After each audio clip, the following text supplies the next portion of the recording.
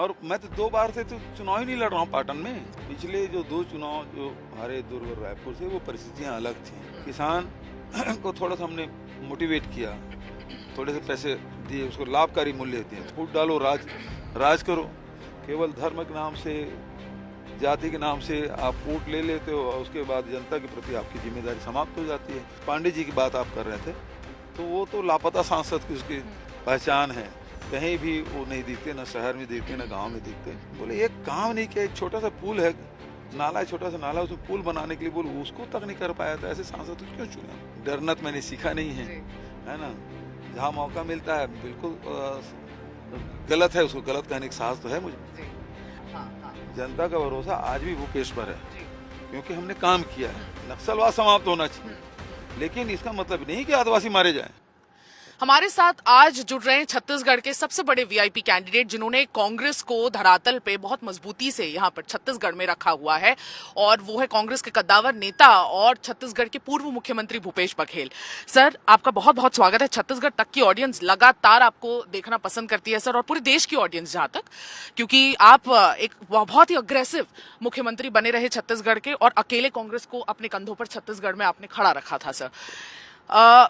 आज ये इंटरव्यू में हम उनसे सारे तीखे सवाल, मीठे सवाल सभी पूछेंगे, और भूपेश जी की इमेज ऐसी है कि वो सभी का जवाब बहुत शांतिपूर्ण तरीके से देते हैं। सर, पहला सवाल तो यही है कि किस तरह से राजनांदगांव को आपने चुना, क्योंकि ये भी एक उठ रहा था कि राजनांदगांव से आप नहीं लड़ना चाह रहे हैं। कांग्रेस को इस बार बड़ी मुसीबतें का सामना करना पड़ा है कि उन्हें कैंडिडेट नहीं मिल रहे थे, ये भी सुर्खियां थी। तो राजनांदगांव चुनने के पीछे की जो मंशा है वो क्या थी सर? और ये क्योंकि बीजेपी का स्ट्रांग होल्ड रहा है छत्तीसगढ़ बनने के बाद, लेकिन छत्तीसगढ़ बनने से पहले काफी कांग्रेस का ही बोलबाला था इधर। देखिए, यहाँ तक के जो चर्चा में रही है वो ये है कि भूपेश बघेल की चुनाव लड़ाया जाए जी, या उसे स्टार प्रचारक के रूप में पूरे छत्तीसगढ़ में घुमाया जाए। पार्टी हाईकमान ने तय किया कि चुनाव लड़ाना बेहतर होगा। घूम तो लेंगे ही, लेकिन चुनाव प्रचार तो कर ही लेंगे, लेकिन इसको कैंडिडेट बनाया जाए।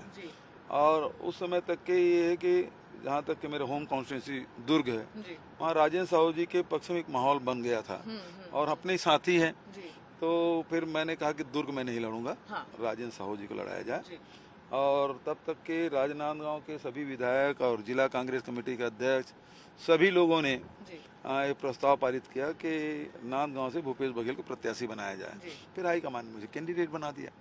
सर, दुर्ग, जैसे कि आपने उसका जवाब दे ही दिया, लेकिन फिर भी मैं पूछूंगी, दुर्ग आपका घर है, दुर्ग आपका एक ऐसा सीट है, असेंबली की सीट है, जिसकी वजह से आप लगातार वहां से जीते हुए आए, मुख्यमंत्री बने। उस सीट को छोड़ना, कहीं ना कहीं बीजेपी बहुत हमला करती है ये बोल के कि अरे ये डर के भाग गए विजय बघेल से। नहीं, विजय बघेल को 3 बार पटका नहीं दिए भाई जी। और मैं तो 2 बार से तो चुनाव ही नहीं लड़ रहा हूँ पाटन में जी। वहाँ तो मेरे साथी लोग, कार्यकर्ता लोग मतलब चुनाव लड़ रहे हैं। मैं तो पूरा प्रदेश घूमता रहा। केवल नामांकन के समय जाता हूँ, एक आध दिन और चल देता हूँ, उसके अलावा तो 2 इलेक्शन में तो जा ही नहीं रहा हूँ। और वही राजेंद्र साहू है जो चुनाव संचालक था, तो पटकनी तो दे चुके हैं पाटन में वो, है ना। अब लोकसभा में पटकनी खाएंगे, लोकसभा में पटकनी खाएंगे। सर, ये तीसरा लोकसभा चुनाव है आपका। इससे पिछले 2 बार रायपुर और दुर्ग से आप लड़े थे, तो हार का सामना करना पड़ा था। इस बार जीत की तैयारी किस तरह से होगी सर? क्योंकि इस बार सिचुएशन अलग है, आप पूर्व मुख्यमंत्री हैं, बहुत बड़े लीडर, नेशनल लीडर बन चुके हैं सर। किस तरह से जीत की तैयारी सुनिश्चित कर रहे हैं? देखिए, पिछले जो 2 चुनाव जो हारे दुर्ग और रायपुर से, वो परिस्थितियां अलग थी, और अब परिस्थितियां बिल्कुल भिन्न है। और 5 साल जो छत्तीसगढ़ की जनता की जो सेवा हम लोगों ने की है, चाहे वो किसान हो, मजदूर हो, महिला हो, नौजवान हो, अनुसूचित जाति हो, जनजाति हो, शहर हो या गांव, सबके लिए हमने योजनाएं बनाई और सब कार्यक्रम हमने लागू किया। और तो वो चीज़ भूले नहीं है लोग, और उसके कारण से इन पिछले 5 वर्षों में लोगों के जीवन में बड़ा बदलाव आया। उस चीज़ को महसूस लोग कर रहे हैं, तो उसका फायदा जबरदस्त अभी लोकसभा चुनाव में केवल मुझे नहीं बल्कि सभी कैंडिडेट को मिल रहा है। सर, आपके मुद्दे क्या होंगे इस चुनाव में? आप एमपी बन जाएंगे, एक नया सफर शुरू होगा, और हाइपोथेटिकली भी अगर बात करें तो कौन से ऐसे पहली चीजें हैं जो आप एड्रेस करेंगे मैनिफेस्टो के अलावा? सर, कौन सी ऐसी चीजें जो आप लोगों को, राजनांदगांव की जनता को देंगे, और हमारे कैमरे के थ्रू आप अगर जनता को कुछ? भाई, इस चुनाव में भी महंगाई और बेरोजगारी बड़ा मुद्दा है जी। आज उससे सब लोग त्रस्त हैं। पेट्रोल, डीजल, रसोई गैस, मिट्टी तेल जी, और खाने का तेल, दाल, सबकी कीमतें आसमान छू रही है। महंगाई से सब परिवार त्रस्त जी। हैं, परेशान हैं। हम्म, और बेरोजगारी, सब घर में युवा आज खाली बैठे हुए हैं, जी डिग्री ले लिए हैं, पढ़ाई कर रहे हैं, लेकिन जी कहीं वैकेंसी नहीं है। हाँ तो ये दो मुद्दे हैं जिसको लेकर हम लोग जनता के पास भी जा रहे हैं, जी और उस समस्या का समाधान के रूप में हाँ जो न्याय योजनाएं हमारी है, कांग्रेस अध्यक्ष खड़गे जी ने और राहुल जी ने जो न्याय पत्र जारी किया है, तो वो लोगों की एक आशा की किरण बनी हुई है कि हाँ, इससे महंगाई से लड़ा जा सकता है, इस माध्यम से बेरोजगारी दूर की जा सकती है। तो एक बड़ा आकर्षण उसका है, और चुनाव के बाद भी हम लोग उस दिशा में काम करेंगे। लेकिन सर आजकल मैनिफेस्टोज में काफी फ्रीबी कल्चर देखा गया है और ये सवाल बहुत सारी ऑडियंस भी हमारी कहती है कि फ्रीबी कल्चर बंद करना चाहिए सर। ये फ्री की चीजें देना कहीं ना कहीं वो एक गलत चीज को, एक गलत सेंस को मोटिवेट करता है कि इंडिपेंडेंस लोगों का खत्म हो जाता है। और कांग्रेस का मैनिफेस्टो हो, बीजेपी का मैनिफेस्टो हो, दोनों मैनिफेस्टो में ये फ्रीबी कल्चर बहुत है सर। तो इसको कम करने के लिए या इसको आगे बढ़ावा देने के लिए मतलब ये किस तरह से इसको कम किया जा सकता है सर आने वाले दिनों पे? देखिए, जहाँ तक कि छत्तीसगढ़ में है, हम यदि गोधन न्याय योजना कर रहे हैं, गोबर 2 रुपये किलो में खरीद रहे थे, वहाँ वर्मी कंपोस्ट बना रहे थे, मेहनत कर रहे थे, तब पैसा पा रहे थे। किसान को थोड़ा सा हमने मोटिवेट किया, थोड़े से पैसे दिए, उसको लाभकारी मूल्य दिए, थोड़े से नहीं, अच्छा खासा था, पूरे देश में सर्वाधिक था। तो उससे हुआ कि किसान मतलब ये है, कृषकों की संख्या में वृद्धि हुई, 1.5 गुना से ज्यादा वृद्धि हुई, रकबा में वृद्धि हुई, उत्पादन में वृद्धि, तो सभी में वृद्धि देखा गया। तो ये मेहनत करने वाले को प्रोत्साहित करना, ये महत्वपूर्ण बात है। तो उस दिशा में हम लोग काम कर रहे हैं, और उस दिशा में आगे बढ़े भी हैं, और उसका लाभ मिला। सब चीज को फ्री बीज नहीं कहा जा सकता। हाँ। आज जो मिनिमम जो रिक्वायरमेंट है, उसका तो कम से कम हर परिवार को मिलना चाहिए, वो हक है उनका। और अभी तो केवल ये है कि आप फूट डालो, राज करो, केवल धर्म के नाम से, जाति के नाम से आप वोट ले लेते हो, और उसके बाद जनता के प्रति आपकी जिम्मेदारी समाप्त हो जाती है, क्योंकि आप वोट तो धर्म के आधार पर दिए हो। सर इसी पे मेरा अगला सवाल है, जो आपके ओपोनेंट है वो हिंदूवादी नेता की तरह जाने जाते हैं, उनकी इमेज ऐसे ही है, तो उस हिंदूवादी नेता को हराने के लिए, पटकनी देने के लिए क्या स्ट्रैटेजी है? क्योंकि जो देश का माहौल है सर वो हिंदुत्व की तरफ काफी ज्यादा टिल्टेड है, जो रियल इश्यूज है उससे थोड़ा हट के बात करते हैं लोग, श्री राम की बात करते हैं लोग बस। आज लोग संविधान की बात कर रहे हैं, भाजपा संविधान बदलने की बात कर रही है, और जो संविधान के पक्षधर लोग हैं वो सब यूनाइट हो गए हैं, और लगता है कि ये संविधान को बदलेंगे तो देश में प्रजातंत्र खतरे में पड़ जाएगी, लोगों को जो अधिकार मिला है वो उसमें कटौती होगी। तो इससे लोग मतलब चिंतित हैं, और उसके कारण से लोगों का जो भारतीय जनता पार्टी के प्रति जो झुकाव था, अब वो खत्म हो गया है। और दूसरी बात यह है कि जहाँ तक के पांडे जी की बात आप कर रहे थे, तो वो तो लापता सांसद की उसकी पहचान है, कहीं भी वो नहीं दिखते, ना शहर में दिखते, ना गांव में दिखते। उसके गांव तक में भी स्थिति उसकी खराब है। मुझे उसके गांव वाले बुलाए थे मुझे, मैंने कहा भाई प्रत्याशी गांव में नहीं जाना चाहिए, आसपास के गांव भले चल दें, लेकिन गांव वालों ने जीत करके मुझे बुलाया था, और पूरे गांव में त्योहार जैसा माहौल था। बोले एक काम नहीं किया, एक छोटा सा पुल है, नाला, छोटा सा नाला, उसमें पुल बनाने के लिए बोले उसको तक नहीं कर पाया था, ऐसे सांसद तो क्यों चुने? एक लापता सांसद है, अपने गांव में उसकी स्थिति खराब है। सर आप हमेशा सुर्खियों में ही बने हुए हैं, छत्तीसगढ़ नेशनल पिक्चर पे आपकी वजह से भी बना हुआ है, क्योंकि लगातार लोग जानना चाह रहे हैं, और चरणदास महंत जी ने भी आपके लिए एक बहुत बड़ा स्टेटमेंट दे दिया कि पीएम मोदी को लट दिखाने वाला अगर कोई है तो वो आप हैं, और कहीं ना कहीं आप में वो कुवत है कि पीएम मोदी को आप नेशनल लेवल पर, उस लेवल पर जाकर बीट कर सकते हैं। लेकिन उसके साथ एक कंट्रोवर्शियल स्टेटमेंट भी ये भी था कि सर फोड़ना चाहिए ऐसे लोगों का जो देश को भ्रमित कर रहे हैं।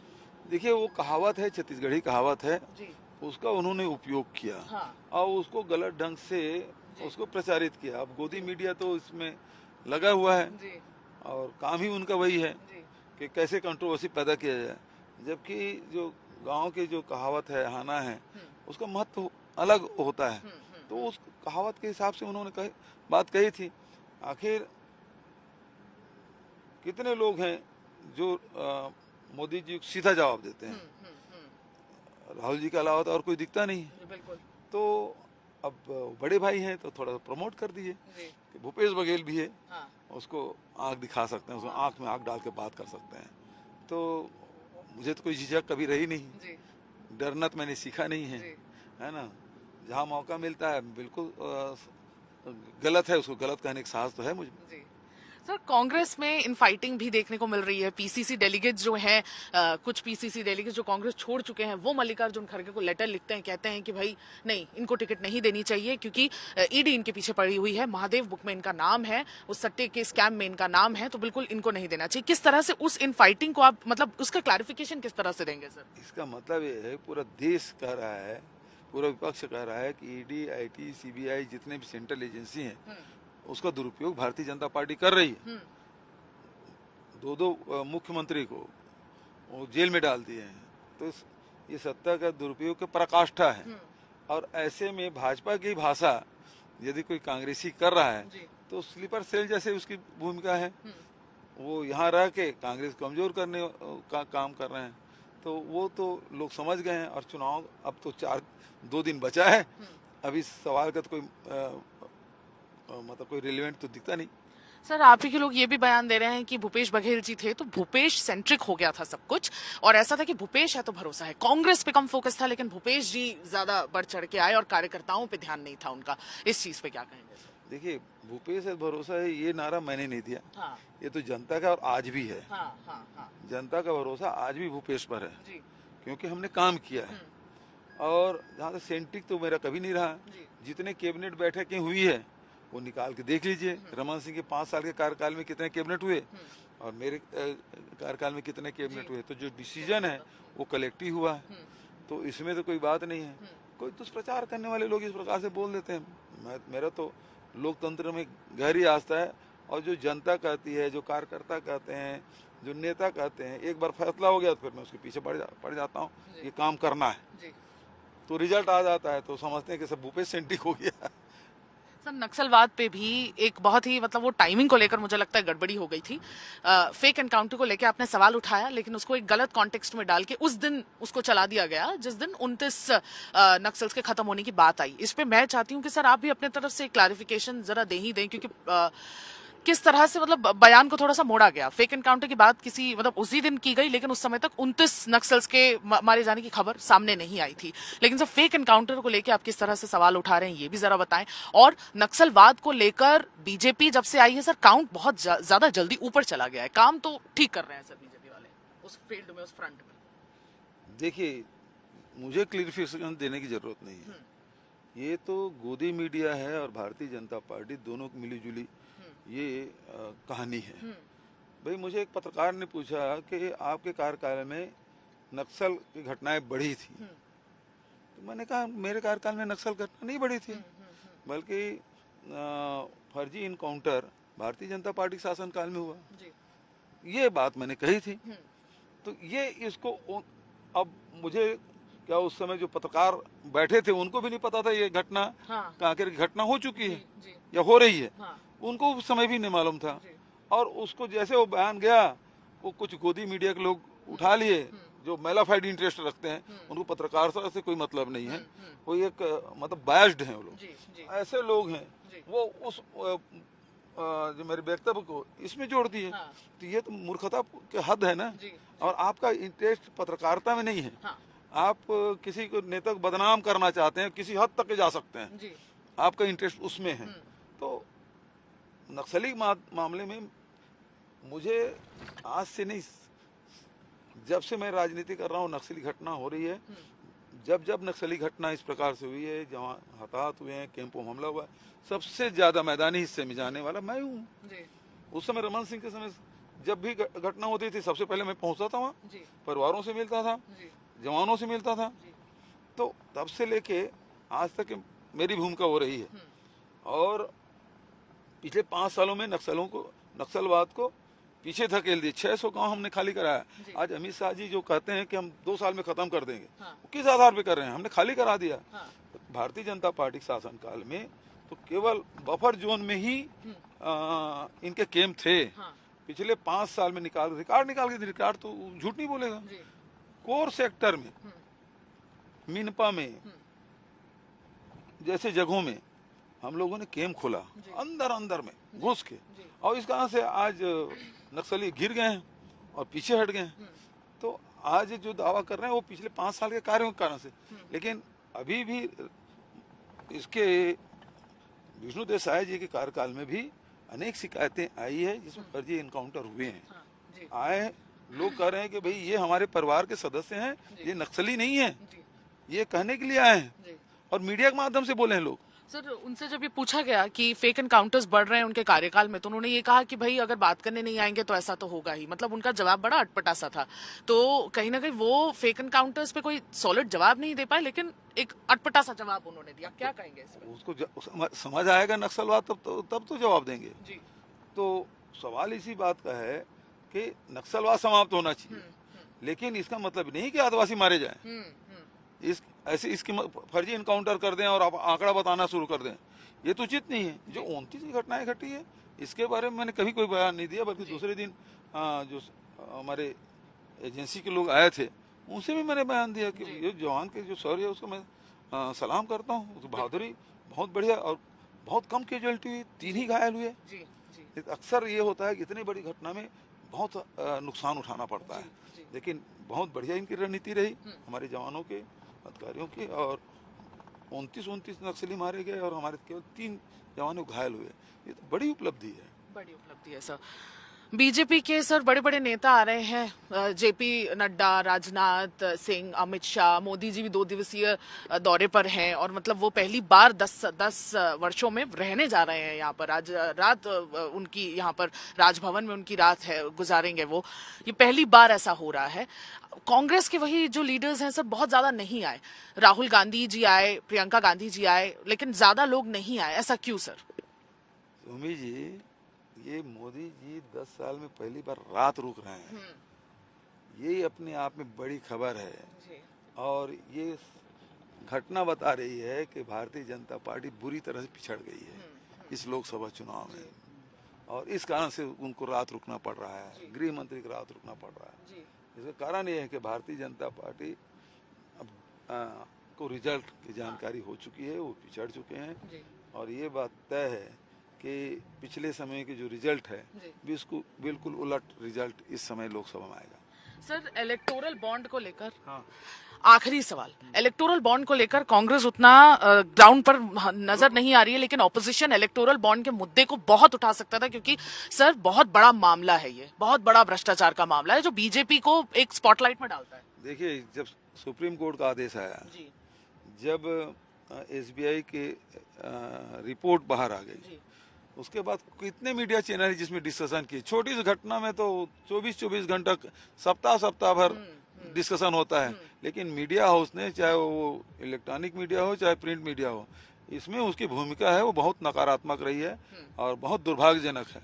और मैं तो ये कहना चाहूँगा, ये जो हिंदुत्व की बात करते हैं, ये जो बीफ सप्लायर है, जो गौ मांस के निर्यातक हैं, उसे 250 करोड़ रुपये लिए हैं, तो इससे स्पष्ट हो जाए ये झंडा जो बैनर है ना उसी पैसे से बने। तो इसका मतलब क्या हुआ कि आपके जो हिंदुत्व का आपको धर्म से कोई लेना देना नहीं, आपको तो पावर चाहिए, पैसा चाहिए, किसी सोर्स से आए, ये स्पष्ट हो गया है। अब मोदी जी बहुत क्लीन बनते थे, अब यदि उसमें साहस है तो जो पैसा आया है और भारतीय जनता पार्टी कार्यालय में जमा हुआ है उसकी जांच कराए ED/IT से, वो सारे प्रमाण है कि आपने शासन किया है, आप ED/IT का दुरुपयोग किया है और पैसा वसूल किया है। वो कहते हैं 60% तो ऑपोजिशन को गया, 30% नहीं, तो यदि आपके पास आया है, कितने आए उस बात छोड़िए, आपके पास आया कि नहीं आया। जिस दिन ED/IT छापा पड़ा उसके बाद आपके खाते में पैसा आया कि नहीं आया। जिस कंपनी की जितने वर्थ नहीं है उससे ज्यादा पैसा आपके पास आया है, और खासकर जो सट्टा खिलाने वाले से पैसा आया है, आपके जो गौ मांस निर्यातक उससे पैसा लिए हैं, तो आपकी नैतिकता कहाँ है? आपको तो केवल पावर और पैसा चाहिए। बिल्कुल। प्राइम मिनिस्टर नरेंद्र मोदी और उनके पार्टी को सिर्फ पावर और पैसा चाहिए, और उन्होंने कहीं ना कहीं अपने मॉरल्स को पीछे छोड़ दिया ऐसे करने में। और सबसे इंटरेस्टिंग इंटरव्यू छत्तीसगढ़ तक की ऑडियंस के लिए हम यहाँ पर लेकर आएंगे, क्योंकि भूपेश जी ने काफी साफ तीखे तरीके से बीजेपी पर हमला किया है। मैं सुमी केवल पटेल, वीडियो जर्नलिस्ट राघवेंद्र पांडे के साथ, छत्तीसगढ़ तक।